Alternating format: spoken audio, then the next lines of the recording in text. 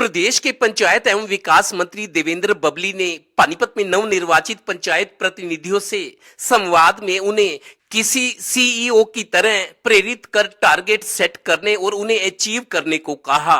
उन्होंने कहा कि अब पंचायत प्रतिनिधियों का काम सिर्फ नाली गली बनाना नहीं रहा, उन्हें अच्छी सड़कें, खेल स्टेडियम, स्वच्छ पेयजल की योजना को लागू करना, जल संरक्षण, शिक्षा, स्वास्थ्य और पर्यावरण की योजनाएं बनाकर उन पर काम करना होगा।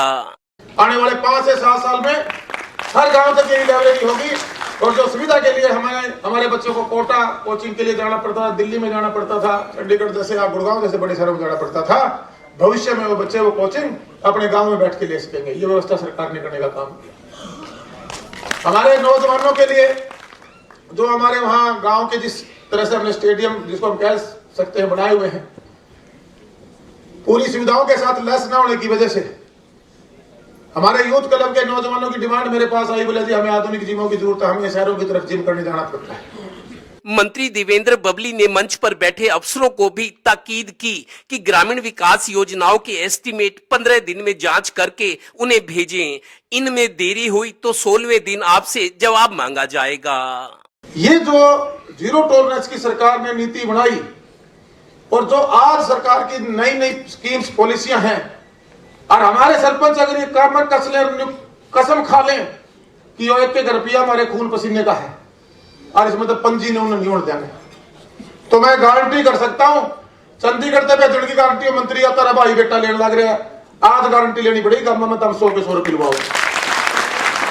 मैं समझता हूं कि इस बार जो पंचायतें बनी है यूथ चुनकर आए मैक्सिमम। पूरे हरियाणा में भी सबसे छोटी आयु की बच्ची हमारी हथवाड़ा गांव की है, 21 साल 3 महीने की, रिकॉर्ड बना के इतनी छोटी आयु की सरपंच बनी है। इस बार बच्चे विजनरी हैं और संजोग ये है कि जिस तरह हमारे पंचायत मंत्री हैं, मैं इनको बहुत पहले से जानता हूं, इनका विजन बिल्कुल डेवलपमेंट को लेके क्लियर है।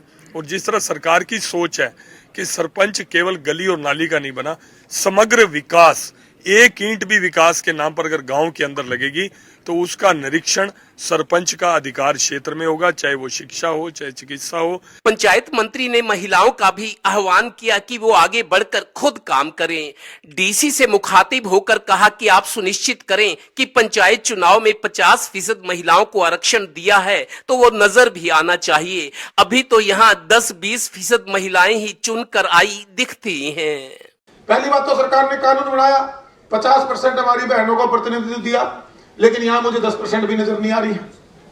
उनको आगे लेके आइए, वो सक्षम हमारी बहनें। और यहाँ प्रशासन के अधिकारी बैठे हैं, डीसी साहब ये नोटिफिकेशन जारी कर दीजिए, जो जिस पद पे चुन के आया है वो अपने पद पे निर्वहन करेगा।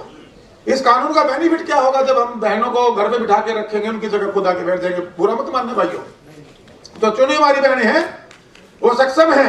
आज हमारी बेटियां किस फील्ड में कम है बताइए। पंचायत मंत्री देवेंद्र बबली अपने भाषण में किसी विजनरी लीडर और एक्शन मैन की तरह नजर आए।